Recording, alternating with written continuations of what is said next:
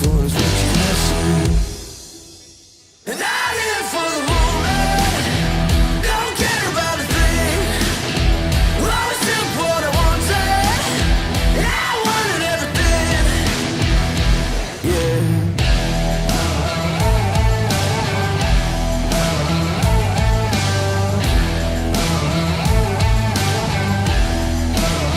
I live for the moment, don't care about a thing. Always took what I wanted, well, I wanted everything. And I live for the moment,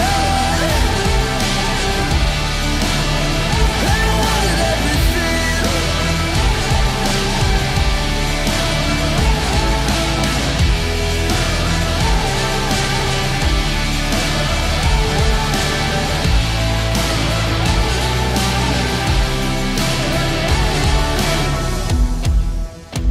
I live for the moment. I live for the moment. Don't care about a thing. Always took what I wanted, and I wanted everything.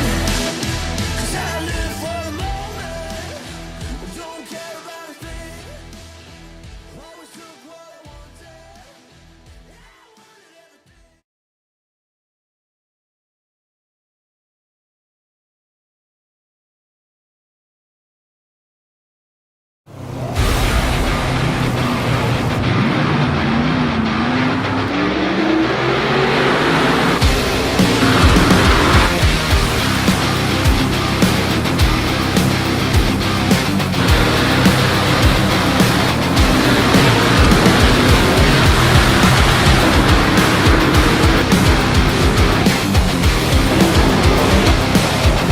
World of Outlaws Dirt Racing is available now.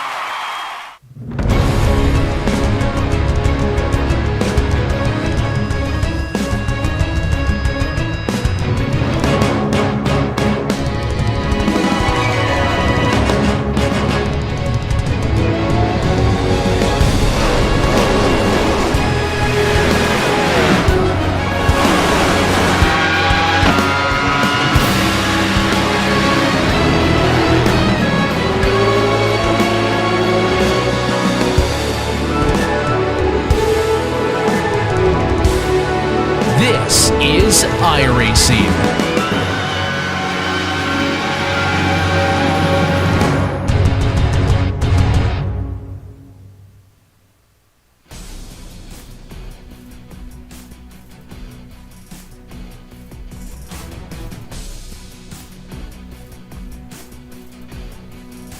Hello and welcome to iRacing Happy Hour. I'm Joe Peak with Jake Sperry here for the Classic Lotus Grand Prix at Oulton Park. One of the best and most exciting combos that we have here on the iRacing service. And as you'd expect, they're doing it without chicanes out there on the track. It's going to be very fast, it's going to be frantic, and it is going to be a punishing circuit. Jake, I am excited for this one. This should be a lot of fun to witness.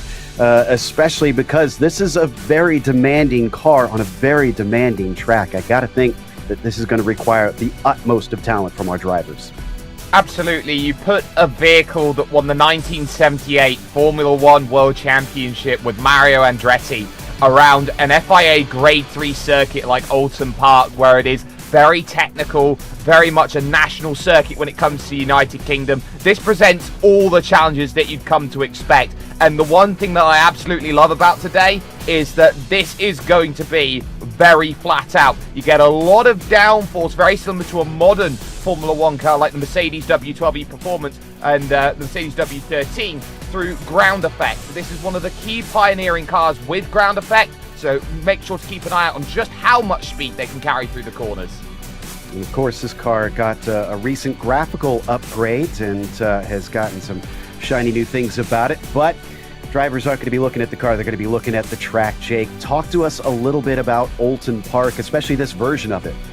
Well, this is an incredibly long circuit. It's 4.33 kilometers or 2.69 miles. And this as a circuit is going to be a very fast lap, surprisingly. A lot of these corners are medium to high speed, with the one big exception being the Shell Oils corner down at the hairpin. But the big key things to keep in mind today is going to be difficult to overtake. Knickerbrook corner is going to be probably the key place to get it done. If you can't get it done at Knickerbrook, you're waiting a lot of time for setup for the likes of the Deer Lodge corner and the Deer Leap, and then you're looking at maybe Old Hall corner if you can really find a move. It is going to be fast, it's going to be frantic, and positioning and qualifying may be the biggest keys to racing today. Yeah, we were talking about that before the show, how qualifying could wind up incredibly important because of those difficulties in passing. But what are they up against in terms of the race itself here, Jake? Well, this is a 32-lap race, so they'll be going for about 86 miles, or just short of 140 kilometers here. Fuel and tyres can both complete this race, so do not expect a pit stop here today. And anyone can jump in to the Classic Lotus Grand Prix Series, so long as you have a Class D 4.0 license or higher, and there is a session that goes off every 2 hours. So the opportunity to race is there to be had, and I'm sure we're going to see some amazing racing here today. There are 22 drivers who are looking to try and take this challenge up today at this time slot, and the drivers are just out there right now getting themselves ready to set up their qualifying laps. As with all iRacing series, Joe, they have 8 minutes or 2 laps, whichever comes first. And what a car this is. Of course, got the 3-litre Ford Cosworth DFV engine, the V8 in the back, the most famous engine of all time. 475 brake horsepower made from it, with a 5-speed manual gearbox that's there, and 6 races, 15 podiums, 10 pole positions, and crucially left off with that list there, Joe, 1 world championship. Absolutely. It definitely took the world by storm, took Formula One by storm with the technology that it brought about. And in here in qualifying, I'm already seeing some names here, Jake, that you and I have covered the drivers in these cars quite a bit. And I see some very big names. And if you want to race with them, make sure and log on to iRacing.com today and find out more information about how you can start your iRacing career and maybe join the likes of some of the best in the Lotus 79. I see Jake Jukka Tolinen out here, Michael de Turk, Kimmo Viljakainen. This is a who's who that showed up today. Absolutely. Timo Kajalainen's here. Timothy Reed, Alex Millward is there. Phil Reed as well. This is going to be an incredibly strong field up at the top end of this, and I'm really looking forward to it. I'm looking forward to how they're going, and they're going to challenge the way that this track really focuses. Big run then, coming up the clay hill, and now moving towards the Druids corner. This, one of the key corners on track, because you need all of the balance of the machine. You turn just before the braking. No one straight on this track is ever truly straight, and you're always challenged to think through this really important penultimate corner down the hill. So easy to lose the back end with just how much torque this machinery creates, and then through up on this front stretch, and immediately you're back at the Old Hall corner. I believe this is Paul Schmallenberg who's just set that lap 1.1 seconds off the pace currently. Yeah, Michael de Turk has that provisional pole at the moment, but they got 5 minutes left and they do get 2 laps. So if they feel like they've got more time in it, we'll see if the second lap is the money one. Not sure if it takes warming up the tires a little bit. It is kind of cool out there at 74 Fahrenheit currently, so that could wind up being the case. The other thing, too, Jake, we've talked about the under tray, the downforce that gives you. This is a bumpy track. I got to think that's going to play havoc with the car.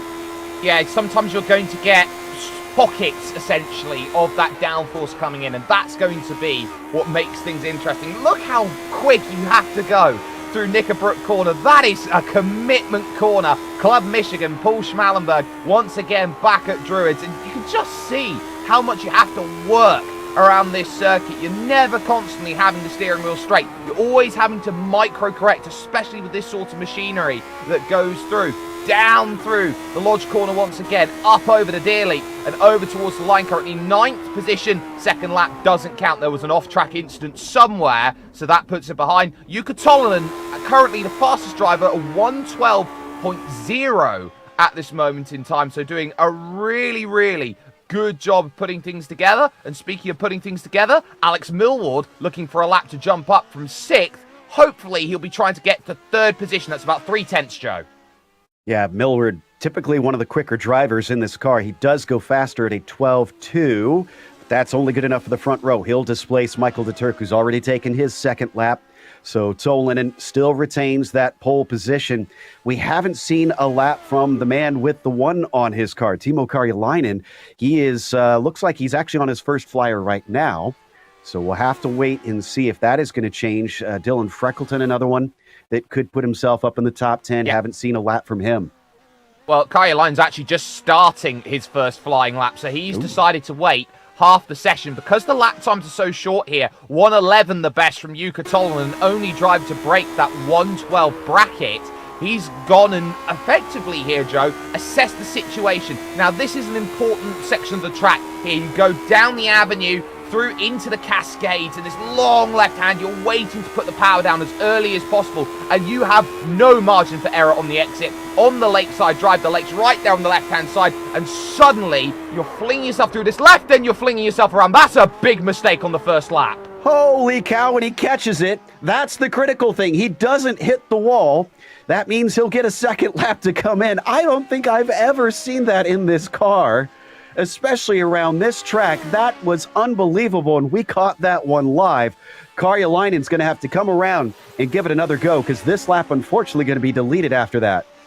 A 360 going through one of the fastest corners out here on this circuit, the Island Bend, and then finding a way to still get it stopped for the banked corner at Shell Oils. It just shows you how much he has to push at this point in time. And well, if that doesn't effectively get the adrenaline going, then this lap is pretty much pressure upon pressure. We'll have enough time to complete the lap, because at the end of 8 minutes, because this is closed qualifying here in iRacing, closed qualifying means you don't see any other cars around you, and the timer will stop exactly on 8 minutes. This is a big lap time. Dylan Freckleton's just gone 6th fastest, but down the Cascades again, that is a loose Lotus. Timo's the last one able to set a time. No of the other drivers, actually, it looks like, are out there and able to put one on the board. So pressure is on the number one. Is that going to be the loneliest number? Will he have to climb from the back of 20-some-odd cars? He would start 20th if things remain as they are. But if he gets a time in, at least hopefully that will put him somewhat in position. Can he take the pole away from Tolvanen? Still at a 1:11.8, the only driver to break under the 1:12 mark. We hop on the roll bar here, Jake. 210 kilometers an hour through Knickerbrook Corner. That's how quick they're going. And on the power once again, under the entrance to the circuit. And now finding the brakes at Lodge. Is this going to be enough, Joe? Because this lap has had a few corrections here and there. It might not be his best. Oh no, it gets deleted. It won't count either. He must have had an off track. Timo Karjalainen, one of the fastest people we have ever seen in the Lotus 79, is going to have to start from the back of this group. Unbelievable development there as the last seconds now tick down in qualifying, but it's not going to mean much as everybody has finished. As don't forget, we've got more other fantastic racing coming up this weekend. The iRacing SCCA runoffs presented by SimLab. That will be October 22nd, 11 a.m. Eastern. 8 hours of that with all different types of cars. Jake, I'm looking forward to that. Both you and I think, are going to be on that. Yeah, there's a whole cavalcade of people who's going to be here for that, and I'm certainly looking forward to it because we've got so much different types of racing with so many different and versatile vehicles there. But our focus now surely has to go to this incredible grid here, Joe.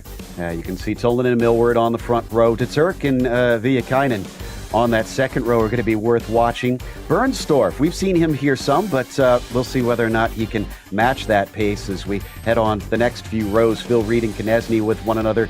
Timothy Reed, no relation there, will be flanked by Hobbs, Schmallenberg, and Barry West, a regular who is not typically among the fastest, but definitely one among the most diligent. We've got Simpkins and Geisen. Cam Porter joins us as Julio Campagnoni, and Dylan Baum and Thomas Space will finish out the next few rows. In the last couple, you've got Garo, Karjalainen, most critically, Bud, and Fige, who will wrap out our field. They now get ready to grid up here at Jake, and my goodness, this should be a fun one to get to watch this on iRacing proper.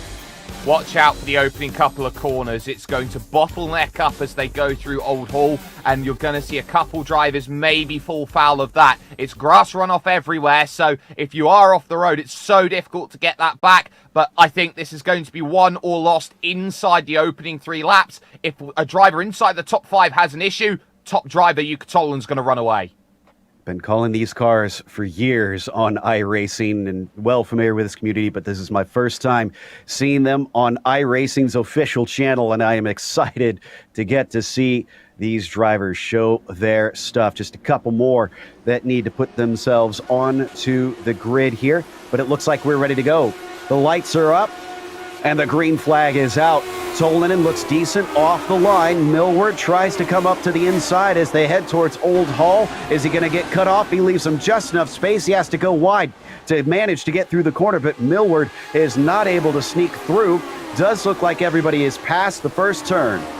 Everyone's managed to get through and just running wide through that opening section. Tolinen had to leave the room on the inside for Alex Millward, who was there in second position as they rush all the way forward, looking for places early. One car's off in the background. That's Stephen Hobbs who's in trouble. But through the Shell Oils hairpin then for the first time, this is going to be the key place. Getting the run through this small flick right and up the hill. This is where races are going to be won and lost, because this is the prime place to get a pass done. Looks like Geisen also went off at Cascades, and then Campagnoni unfortunately off through Island Bend. Otherwise, looks like everybody is running. So no DNFs yet in that first lap as coming through Druid's Corner. Tolinen leads Millward by about half a second. Turk follows, sitting in third, and Viakainen in fourth. A complete lap 1 coming over Deerleaf. Absolutely, and this important first lap then comes through, and they've got to be very switched on, and it is getting switched on just behind with the likes of Peter Konechny and Phil Reed and Dylan Freckleton losing out a couple places. The top group looks fantastic as they've gone through, but it's the group behind where it's just started to get very interesting. Timothy Reed sat on the back of this group watching, and Phil Reed as a driver is probably the most interesting of them all here, Joe. We talk about what's your sim rig like, how much realism does he have? He drives on a controller. Oh, and there goes Konechny. He slams into the wall coming out of Island Bend. Another one caught out. It is so close coming through there. Too wide, just does not fit. No, it doesn't, and it's such a set-up corner. You need to be committed through there, but at exactly the same time, you end up on the wrong side of the road, you're going to be in so much trouble because grip is absolutely needed, and there was the trouble, and that's the shame that's gone through. I believe we're going to get a look and see exactly how that comes about then as they go on for 4th and 5th positions. But this is how quickly here, I believe this is the opening lap here on how a race can go wrong, and it's just that high curve on the inside of Denton's corner which really does put one driver in the wrong position at the wrong time, and then suddenly you get all that massive grip as you join what is effectively the Foster's circuit. Yep, so just unfortunately had a little off. Thankfully was able to get back on and keep going. Meanwhile, it looks like Schmallenberg and Karjalainen there with a swap of positions. Timo up 11 spots already. Next on his list is going to be Timothy Reed, but he has about 3 seconds to make up. Yeah, we're watching second position right now because Jukka Tolinen has checked out at the front, already out to a nearly 2-second advantage. Alex Millward's looking behind because Michael de Turk is trying to figure out a way to make that overtake. And if he's not doing that, then he's hoping that Alex Millward can break away from Emil Bernstorff, who's in 4th position. That gap, 1.3 seconds. And there are some very quick drivers behind in that secondary group, 4th, 5th, and 6th, that would want to race for this podium today. And I'm glad we're giving a little bit of love here to Michael on screen. He is one of the drivers kind of behind the scenes that helps organize this community, does a whole lot to get everybody together, to help them all communicate and try and get their races to go off, because it is such a tight-knit community. It's almost compared sometimes, Jake, is more like a league that goes official. Yeah, sometimes it does, and when you get a great group of people who go out there, who race together and find themselves with so much fun, as Dylan Freckleton has a huge kick of understeer through the opening corner, so he's going to drop back even further from Timothy Reed just in front. You get that sense of everyone understands everyone, and when you get a lot of people racing with each other for a long time, Joe, that only helps enhance the racing and create better racing as you go around, and that's why this is one of the best series out there in iRacing to watch and to drive in, because everyone knows how everyone drives and everyone knows the standards, the rigorous standards that they have to race a car like this. Absolutely, and it certainly puts on some good shows week after week. We'll see if Freckleton can get a show going with Timothy Reed here up in front of him as they swing down through Knickerbrook, just putting his tires barely off as we jump up ahead. Phil Reed and Kimmo Viekainen at it once again, about 0.2 of a second splitting the pair of them as they head towards Lodge Corner. There's a big drop off in this one, and they have to try and keep the grip as much as they can, get the power down here. Almost nothing between them. Doesn't seem like either can find an edge out of that run. Now, I do want to see the steering wheel inputs if we take a driver's eye view on Phil Reed, because this is going to be what makes him so interesting as a driver as he chases Kimmo Viekainen for 5th position overall, because he's got a way of understanding his machinery that's a little bit different from everybody else that you see out there. When you see most drivers, when they deal with, say, something like force feedback, they're going to be having that wheel effectively going left and right, oscillating over the bumps. There's no such thing for that for Phil Reed. So he's got that machine just slightly moving left and right. You take a look behind from Kimmo Viekainen here, the Finnish driver, who's going to have to be very concerned with how they go through. They go from 270 kilometers an hour, and this is what's making Knickerbrook difficult. It's a one-line Suitsel corner right now, and it puts them into a position. There's just been a change for position here as Alex Millward's fallen behind Michael de Turk. Yeah, Millward had an off coming through Knickerbrook. Thankfully, was able to prevent the car from wrecking, but de Turk sneaks into second because of that. And look at what this is doing behind him. Oh, and another little mistake. Wonder if he's heating up those tires as Millward has to gather it up coming over Lodge Corner, and that's Emil Bernstorff that is just behind him. Yeah, and this is what's crucial. When you make a mistake here, it is very easy to compound the error, and that's what's happening with Alex Millward right now. Those tyres are going to be hot on the rears, and because they're hot, he's going to have to take a lap or two to just calm down and make sure he's just hitting his markers. It's quite windy here today, 15 kilometers an hour wind, and it's 23 degrees track temperature, but let's have another look. This is how easily you can go from hero to zero. Watch this, turns in, back steps out. How is that car not in the barriers there on the left-hand side? He's done so well to slow that up at the cost of just one place. He's a lucky boy, that is for sure. Usually offs in that corner end in a wreck, especially bouncing over the bumps there in the grass. This time, he'll keep it within the boundaries, but the damage has been done. He is still in 3rd position. Bernstorff still watching from behind, and we've got lots of racing left to go. And you can see flashes there at the bottom of your screen. That battle just behind them between Viekainen and Reed is still going on as well. So this is really brought basically from 2nd down to 5th, all close together. Yes, 2nd down to 6th even, you could say at this point. And this is where it gets interesting, because you don't want to battle too aggressively at this point in time if you're Phil Reed, because you don't want to lose the back of Emil Bernstorff. You want to keep Kimmo Viekainen pushing at 100% and closing up to that group when they decide they start battling. Oh, you can just run wide if you're Kimmo Viekainen, and thank you very much, Phil Reed will take a freebie. Just sneaks on through. I wonder if that's going to be a theme here today. We talked about the difficulty in passing, putting the pressure on Jake and just getting a mistake out of your rivals. Yeah, that was just a case of putting the power down ever so slightly too early, and it happens so quickly, so easily in this machinery, because you're just waiting for the power of the turbocharger to kick in, and then bam, there it is. And the trouble that you got going on is that you're just waiting through the cascades, the 3rd corner on track. It's the longest corner out on this circuit. You have to be so patient to wait to get yourself back onto 100% throttle and down the straight towards the island corner. So Phil Reed into the top 5, and as Jake alluded to earlier, he is racing with a controller. So if you're thinking about getting into iRacing and you're unsure, there is a testament right there. You can do it with a controller and without a wheel. That said, I will clarify, that's going to be extremely difficult, especially in this car.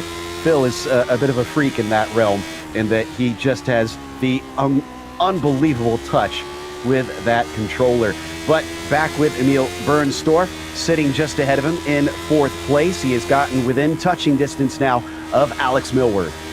He is in touching distance, and Emil Bernstorff now has got 2 options. He either goes out there and is aggressive straight away, or he sits back and he plays a passive race in hope to see another mistake from Alex Millward, which he's already seen once today. And to believe in this race, we're only on lap 8 of 32 at this point in time. This race has gone by so quickly. There's a lot of time still left, though, for Emil Bernstorff to try and make this overtake, and he might have a bit of help right now with some lap traffic in front. That's Yuri Gaishin, who's there just in front. Number 10 moves straight to the inside, and is going to have to stay out of the way of all 3 of these drivers moving through.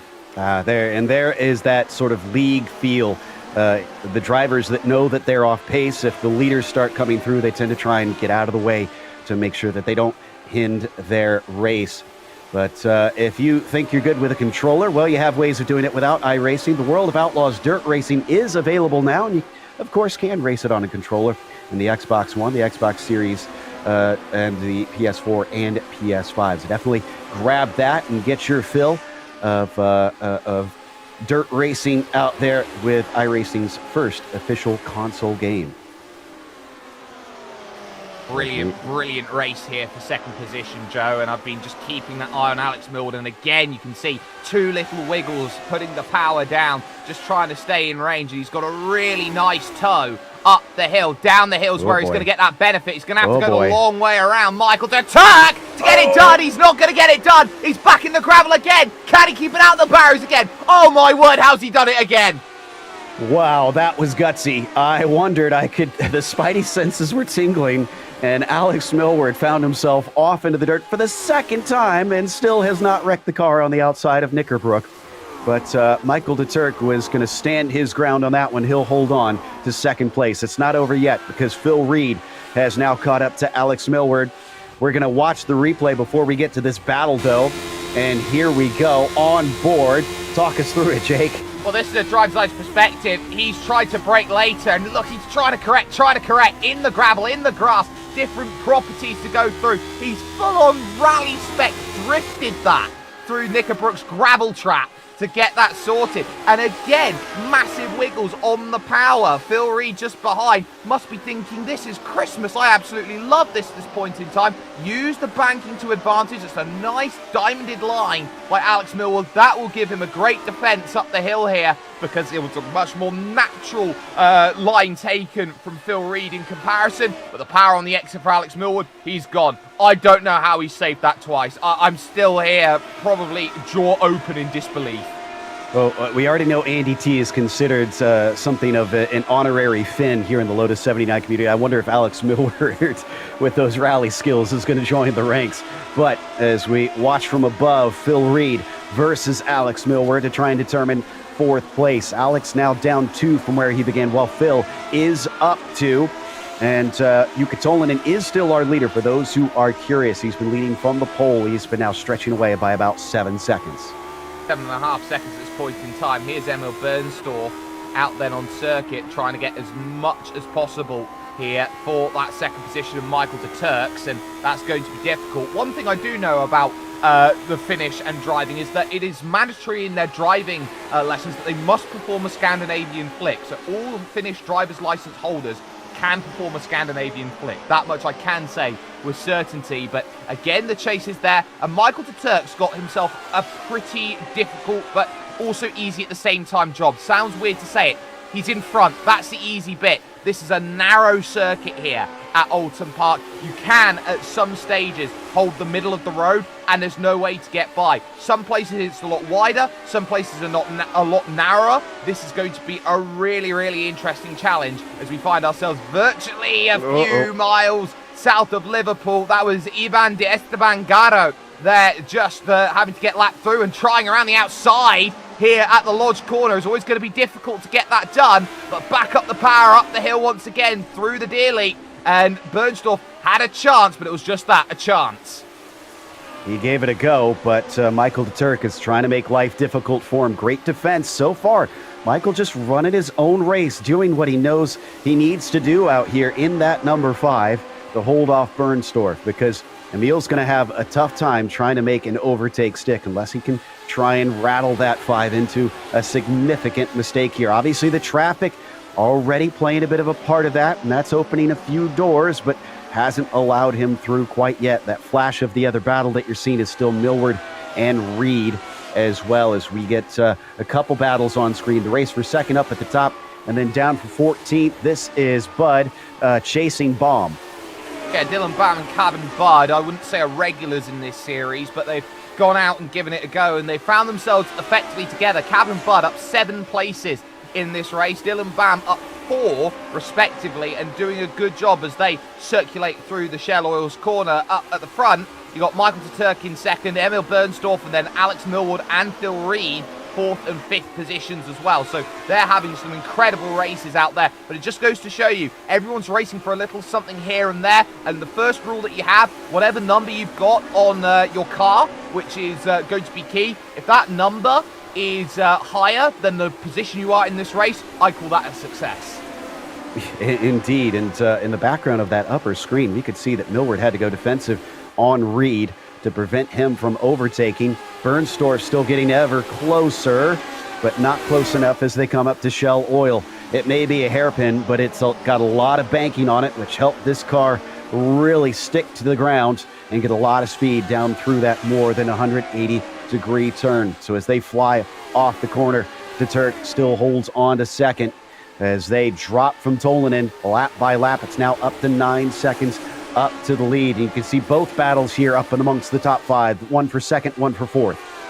Yeah, and we've got 5 retirees from this race so far. They include Peter Konechny, Yuri Geishen, Robert Simpkins, Ivan de Estevangaro down in the pits right now, and Cam Porter 2 laps down to this point. Here comes the look from Phil Reed to the outside of the lodge. Can he get the power down on the exit, though? That's the key. Still going to be on the wrong side of the road for Old Hall Corner, turn number 1. So advantage still to the inside as they go through. There'll be traffic on the exit as well. That'll be Gatto who's coming out of the pit. So they form single file. Reed couldn't get that sorted. Alex Millward, elbows out. Wow, nice racing by both of them. Very fair racing. Oh, there's another mistake. Millward just clipping the grass. He gathers it up in time, and he's still ahead before they go through Island Bend. Will we see Reed try and attack coming into Shell Oil? No, not this time. I can't believe that Millward is still in this race after multiple off tracks now.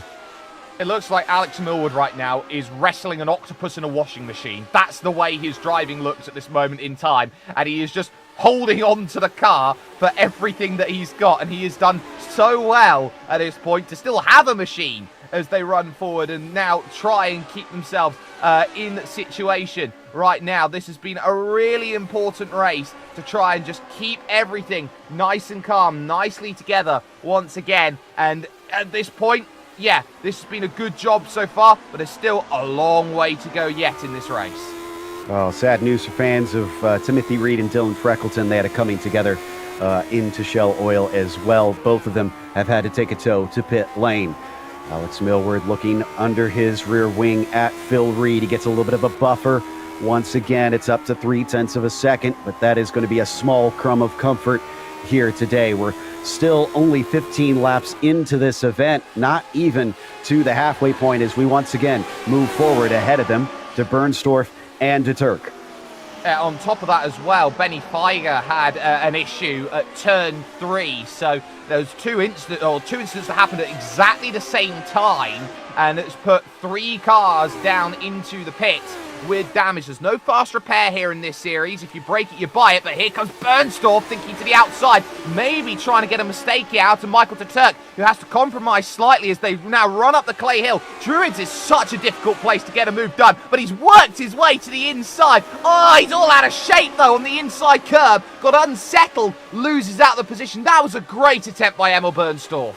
Can anything make Michael Turk crack, because he has been holding off Bernsdorf at multiple attempts now, and this means that Millward is now closed up. So we're turning into a 4-car fight for second place here.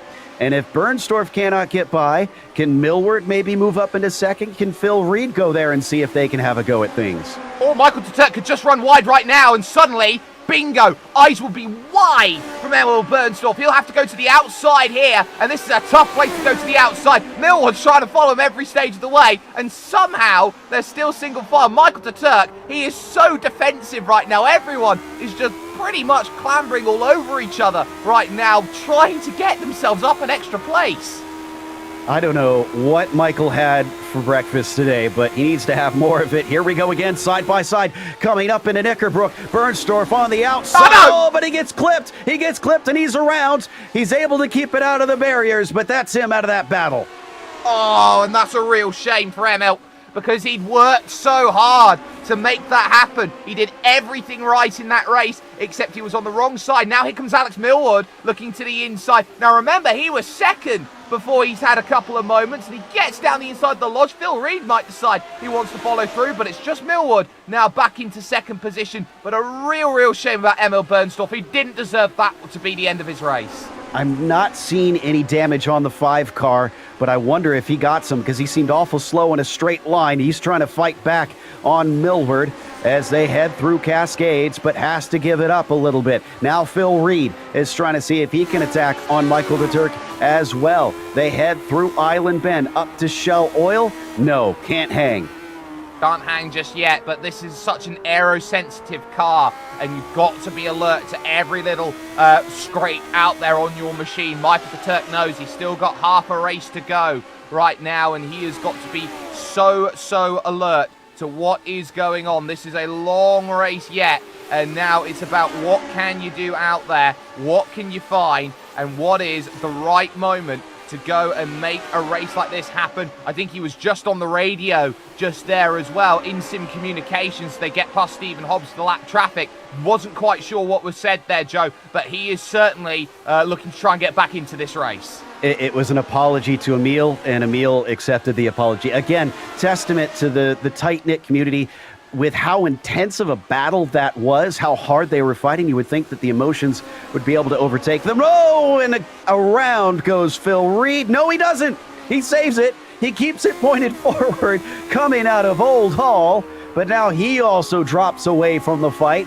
Fantastic catch from the man who is racing this thing on a controller. Yeah, and the one thing I will say that gives him such an advantage there in that sort of moment is steering lock. When you're there with a wheel and you've got steering lock, you're trying to turn, you're going to have to very quickly paddle the wheel around. With the controller, he's only got to move his thumb pretty much hard left, and he's got it at full lock trying to save it, and that was the difference between him going around and not. All right, let's see how it's done from a master here, as we're going to take a look at a replay of that slide. So here we are on board, and we can just about see the wheel. Watch his hands here as he comes up to the corner. Not sure if he got in too hot here, Jake, or what? Too hot. Cranks it in and catches it just as it slides off course, brings it back onto the circuit, and only loses about 2 seconds off of Michael de Turk. Wonderfully done there from Phil Reed. Well, it very quickly went from 2 to 4 to back to 2 again. It certainly has. Alex Millward now in second position. Michael de Turk back to third, and all of this 13 seconds off of your race leader right now. It is starting to spread out a little bit then through the field, but everyone is still trying to get going. Emil Bernstorff, by the way, is still out there running. He's down in 6th position, and he's only a couple of seconds behind Kimmo Villiakainen out there on circuit. So the work now that needs to be done between Alex Millward and Michael de Turk is going to be interesting. Now, something happened to Timothy Reed earlier. We saw the issue that he had. Now, this is how quickly it can go wrong here, Joe, around this circuit. Going to the Island Bend, this long left-hander, and he's got to deal with the traffic on the inside. He just cooks it in a bit deep. I wonder if he had some aero wash as he went through, and as he desperately tries to get that car stopped, it's the smallest tap on the inside, but look at that, it's completely caved in the left-hand side suspension there of Dylan Freckleton. It's a real shame to see for both of them because, again, both regulars here in the series, but are not going to get to see the checkered flag here today. Michael de Turk still in third place. Millward has managed to sneak by. He's up into second, but Michael, exactly where he started, in fact, to the podium, is back to where they began on the grid here today. So it took him a while and a lot of action to get back there, but... Wow! What a save, Alex Millward! Oh, my word! That was in Cascades for the second time. So he's had a pair of offs going through Knickerbrook, a pair of offs going through Cascades. So you're just going to try and get the whole set? Why not? I mean, at this point, it's not quite there, but he's, I'd say, one away from it at this point. Now here's Stephen Hobbs, who's a lap down at this point in time in 16th position. I would say car number 16 in 13th position. He's actually having a race here with Julio Cesar Compagnoni at this point, and these two, who have both had different issues here and there, I quite like Julio and the way he's been driving. He's been slowly bringing himself back into this one. Indeed, and he's right now about 7/10 behind Steven. So he's got a little ways to catch up to him as we hop on board. Looks like he's got good straight line speed. That's the other thing we haven't discussed a whole lot, the differences in setup in this car. I got to imagine cranking wing into it will be beneficial here, but as we've seen, having some straight line speed could certainly help you out today.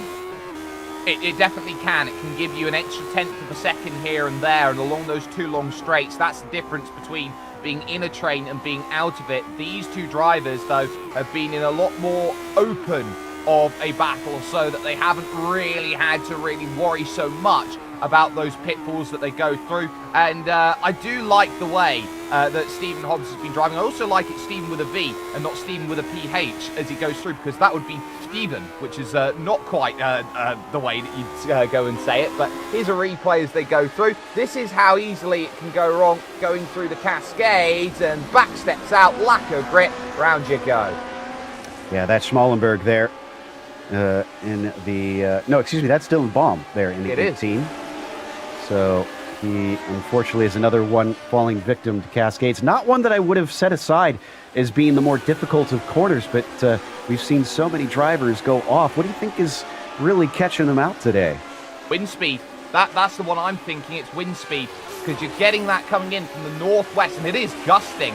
I was talking about it was 14 kilometers an hour. It's right now 25 kilometers an hour gusting, so you're getting a massive variance on the wind speed of where you are, and that's the difference between 5 meters worth of braking point. And that small difference, that can be enough, especially in the middle of a long corner. It's very easy for the car to just switch back on you when a lap ago you didn't really notice anything. For those of you going by Freedom units, that's between 13 and 16 miles an hour that it's been gusting lately out there. As we come back to Bernstorff, currently sitting in 6th position. We had a flash of Jukka Tolinen on the screen, but really it's just been him cruising about with that monster lead. So Bernstorff about half a second behind Viekainen currently. This is for the 5th spot. Viekainen's just slowly been reeled in. Bernstorff's last lap was 1:13.2. Viekainen's last lap at 13.3. So this has been a very, very good lap through Druids. And this is a real chase here from Emil Bernstorff, who's going to be thinking about the inside, trying to get in the mirrors there, trying to get as large as possible. And those are very small mirrors, very difficult to see out of. But when you can, you've definitely got that opportunity to try and go through. This is every trick. Sim Racer's 101 handbook, how to make an overtake. First thing you do, you try and get as wide as possible in the mirrors. Absolutely. Let them know that you're there as they both dive into Cascades. Are they going to make it through? Yep. Looks like they'll be able to get past this time. And we're seeing the two different battles once again between De Turk and Reed, Viekainen and Bernstorff. So Viekainen and Bernstorff on the bottom that we see they're getting mighty close coming through Shell Oil. You have to say that Emil really closed down that gap rather quickly. This last lap through, they were 7/10 apart. Now it is 1/10, and he is gaining. He tried it on the outside before. He thinks about the inside, but this time I think he had to think twice about trying to go side by side through Knickerbrook. Wouldn't you, after having a spin there? And this might be a chance heading towards Druids. Phil Reed there just running slightly wide, coming out then of the Druids corner. So these two out there right now are looking pretty good, 4th and 5th. And I tell you what, 5th and 6th. 3rd and 4th is also looking pretty good right now with the work that Phil Reed's trying to do as he gets a heavy amount of curb through the opening corner. Viekainen still looking to give chase. Emil Bernstorff is there, and that is a difference of these two groups that are going on right now. About 6 seconds the difference between them right now. Yeah, it seems the problems, guys like Kimo and Emil have had really bit them in the end. They were fighting for what could have been a potential podium, but not anymore, as we've now focused strictly on the 2 and the 6. Uh-oh. Yeah, I've just noticed that out the corner. It's just behind them was Timo Kajalainen, who was trying to get back some lap traffic. That's number 1. As they now look and go for it again, Emil Bernstorff still trying to find the move. Can't get there, but Kajalainen just had an off there that I just caught out the corner of my eye, and he was just about closing down that gap. He was about 3 seconds back off this group, and suddenly he's a lot further back now than he was. You know, as soon as you mentioned his name, it kind of hit me, Jake, that we made such a big deal about him starting from the back. It's been a quiet race from that number 1 car. Has he made any overtakes? As we're going to take a look, unfortunately, at the not quiet moment in his race so far, having that off coming through Island Bend. Already looking a little loose out of Cascades. Let's see here. Looks like the lap traffic. Yeah, traffic stays on the inside, and he's trying to carry that speed on the outside, but it's a one-line suits all corner. He's done very, very well to get that pointed in the right direction, but the issue that you have through the Island Bend is that you've got a very quick corner, and this machine loves downforce. The moment that you start lifting off, you lose that downforce, and suddenly the car's not going to be as responsive as you turn, which is what's catching a lot of people out today, Joe. I think that's why I'm not fast in this car, is my instinct is to lift. I just do not have the guts that these guys do to keep your foot in it. Speaking of which, here we go again, coming up into Knickerbrook, and still, yeah, I think that's the smart move from Bernstorff, trying not to risk his car. Instead, he focuses on the exit, going to force him too wide, coming up into Druids. Still, he is going to be forced to back out later on. Look at that over-under, Jake. Yeah, he's managed to force a mistake. Villiakainen had to correct the car twice, going through Druids. On the inside goes Emil Bernstorff. Thank you very much. That is a wonderfully crafted move, and that's the sort of patience you need to have at Oulton Park to make overtakes. Villiakainen's not going to give this one up. He's going to try and get really aggressive through Old Hall Corner, but ultimately, Emil Bernstorff back into 5th place. Yeah, I was going to say, I'm pretty certain that was intentional, the way that he kind of set him up from many corners back. Nice catch there from Kimo, having to really get the car back straight there coming off of Cascade. So that separates those two. That means that Taturk and Reed are now the closer of the 2 battles that we have amongst the top 5, as these 2 are vying for 3rd. However, we have a very important announcement. We've got Dale Earnhardt Jr. to present the championship trophy coming up soon. And the Championship 4 are going to be racing from the NASCAR Hall of Fame for the e-NASCAR finale. So tune in and don't miss that next Tuesday. Absolutely. To see Junior there, and someone who is so integral with the story of iRacing and who has been around iRacing for a very long time, I think is the most fitting thing to see. Now, there has just been a move. Phil Reed's got through on Michael Taturk, and he did it around the outside of Knickerbrook. Oh, I hope we can get a replay. Looks like we've got that one spooled up here. We've seen this attempted. We've seen this go wrong multiple times, Jake. What made the difference here? Michael Taturk lifted. See, Phil Reed gets to the outside, and crucially, he gets his nose ahead before the braking zone. By that point, Michael Taturk does not want to risk an accident going through at Knickerbrook Corner, so he effectively hits the brakes on the inside and lifts out of it. It reminds me of 2005, and Michael Schumacher and Fernando Alonso at 130R, very similar move. Well, as we hop on board with Michael Taturk now looking ahead at Reed, he's not giving up on it. He is sticking with it to try and keep this down to the final lap, which is going to be coming pretty quickly. We are to 6 laps to go here in today's event with the Classic Lotus Grand Prix series. And look at them just flying over these bumps up into Druids. You can see how little of the track is visible up ahead, and we're higher than the driver's perspective as well here. Yeah, we certainly are, and it just shows you just how much of an elevation change there is around this Oulton Park track. The main crux of this circuit hasn't changed in terms of layout since 1954. So this sort of layout has been absolutely incredible and has been run for nearly or over 70, it will be 70 years in about a couple of years' time. So they've really been trying to keep this circuit as it is, and it's been absolutely wonderful to see this place in terms of how it creates racing. There has been an off for Compagnoni, who had a big off actually going through Knickerbrook Corner, so that was issues for him on the inside, but inside the the final 5 laps, it's about these two drivers racing for 3rd position outright, and this is what happened to the number 19 of Julio Cesar Compagnoni. He's going to go through the right here, and he's just going to go a little bit wide out in the grass, and then he's got no time to recover it. He finds the inside tyres. Oh, unfortunately, that ends his race. He's the latest retiree.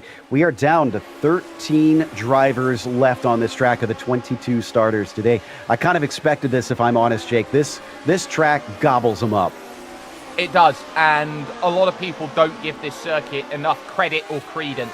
It is a track which is so tight, so narrow, so technical in terms of every straight, every corner, and the conditions today, with colder conditions, with the wind blustering about, this is about as difficult as Oulton Park can get, and I absolutely love it, and I love the way that it has taken drivers a little bit of time to accustom to it and get to the levels where they feel comfortable with this place. I love the way that this track goes, and the one thing I will say as well, this track is one of the stricter ones, I would say, on the iRacing service for instant points as well. So you can't necessarily run out wide and take advantage of a couple of corners. You have to be within the lines.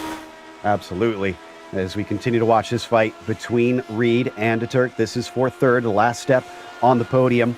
Let's stay with this, but I do want to give a bit of a shout. Oh, my word. Oh, and holding on to it barely, coming out of Knickerbrook. It looks like Reed's going to have to give it up because Turk sneaks by. I nearly spat out my cup of tea there. That very nearly, for Phil Reed, was the end of his race, and he's now going to have to try and find his move again. Defensive on the inside of the Lodge corner, and Michael de Turk holds on for the moment, and a little bit of curb on the exit for Phil Reed will temper the run. He won't get a chance heading to Old Hall. Whew. Reed all kinds of sideways that time around. Very good hanging on to that one. I was about to say, Caban Bud was able to gain a lot of spots by attrition that nearly gobbled up Phil Reed there, who, again, you have to remember, running on a controller, and a car indeed is off. Thankfully going to stay off to the outside, so they're not going to be able to go. Oh my goodness. That's for Alex position. Millward just having a spit, and it's the most inauspicious of places as well. He lost it on turning to the island bend because he had 2 tyres in the grass. He switched off. He completely switched off. Wow. Well, the battle is now back on once again between all 3 of them. De Turk versus Reed versus Millward. And we've got 3 laps to go. That's going to be 2 laps to go pretty quickly here. And it's suddenly lit a fire. It absolutely has. Alex Millward, once again, getting away with it somehow, still in a race for a podium. But you've got Michael de Turk, who has been resolute defending in this race, and Phil Reed on a controller, mind you, as they go through to 2 laps to go, lap 31 and 32. Thinking about 2nd place in this one after starting the day in 7th after his qualifying effort. Down the hill through the avenue, now into the Cascades, and power on the exit needed. And this is very much about, can Phil Reed find the magic formula to open this up? Man, what's amazing to me here, Jake, as we take a look at the replay of what took the 7 off course here. And got to watch those track boundaries, the natural ones. What in the world? You're right about him switching off. That was complete brain fade. I'm not sure if he was looking at something, but yeah, just in a straight line, car off into the grass. Happens to the best of us, I'll tell you that. Oh, Millward's gone. Big off 2, and they're going to go in sympathy. Dylan Bam just in front as well, just coming up the clay hill. Somehow, Alex Millward still in this race in 4th position. But my word, 2 spins in sympathy right now as we now start the final lap with Jukka Tolonen, and it's still on, and I think we're going to have a quick look at this. I wonder if Millward just has reached that point of mental exhaustion here at the end of the race. These are uncharacteristic mistakes for a driver of his caliber. Again, thankfully, keeping it out of the barriers. But we're on the final lap, 1 lap to go, Jake, and Jukka Tolonen with an incredible lead of nearly 18 seconds. Oh, he absolutely does. Phil Reed ran a little wide through the Old Hall corner, and I think that just opens up the door for Michael de Turk. He'll be safe at Knickerbrook, provided he doesn't make a mistake, and everyone's starting to struggle with the tyres now. This might only be a 38 to 40 minute race, But for all of what it is so intensive, this circuit, and we've seen that so much. And Phil Reed and Michael de Turk have been absolutely fantastic. De Turk has got enough of a gap here right now, but here is Jukka Tolvanen. Out of the final corner, Jukka Tolvanen is going to put on a clinic and take. Michael de Turk, though, is not out of the woods. He has got about a corner to go to keep Phil Reed behind him. He does, and Phil Reed's going to need to find magic. He's going to be too far back through the lodge, down and up the D-Elite. Michael de Turk will take second. Phil Reed, how about this? Controller, podium. Wow. Bernstorff just outside of that with a fourth place. Millward, unfortunately, falling back at the very end and having to settle for a fifth place. Not too shabby considering he's had multiple spins, though. Timo Karjalainen only getting through into a seventh after starting from the back of the grid. Still gained a lot of places, and the last one on the lead lap looks like it is going to be good old Barry West here in this series. Glad he was able to make it in that number 12 today, as he's known for really being a stalwart in this series. As you can see, Tolvanen going to take the victory over de Turk by a huge gap out there. But de Turk will beat out Phil Reed. It was all around, just jumbled up throughout the race for that podium position. Bernstorff outside of it with Millward behind him to round out the top five. What happened to Viikainen there in the end? Only sixth place for him, ahead of his fellow Finn, Timo Karjalainen, Schmallenberg, West, and Bud, rounding out your top 10 there, Jake. Absolutely, and the likes of Dylan Bam would finish off in 11th. Thomas Space there, back there, and look at all the retirees from this race. You've got the likes there of Dylan Freckleton, who's in there, Timothy Reed, Benny Figo was in there, and Peter Konechny in 22nd position as well. He found out early just how difficult it was around this place. But again, this is a difficult car track combo, and ultimately we got fireworks from it. Oh, we had the best of fireworks. This has been a dream come true for me, getting to see these guys, Jake, finally get to race on iRacing's official channel and get some credit for the skill. And we saw that skill today, side by side through Knickerbrook multiple times, a battle for the podium all throughout. They delivered. They absolutely did, and when it comes to a circuit like this, if there is a way to make a pass, you are going to be sure that drivers are going to try everything to try and find it. Knickerbrook proved today to be one of the key places to get it done. We even saw some great ingenuity from Emil Bernstorff trying to find the move at Druids a couple of times. That you've just got to be very switched on around this circuit to find the place where it opens up and you get everything there. And Joe, best thing about iRacing Happy Hour is that I'm sure there'll be a car track combination in the future where we get to do something like this all over again. Absolutely, and you can look forward to it next time we are on here for iRacing Happy Hour. Thank you for joining us once again. That's Jake Sperry. I'm Joe Peak. Race clean, race hard, and we'll see you on the track.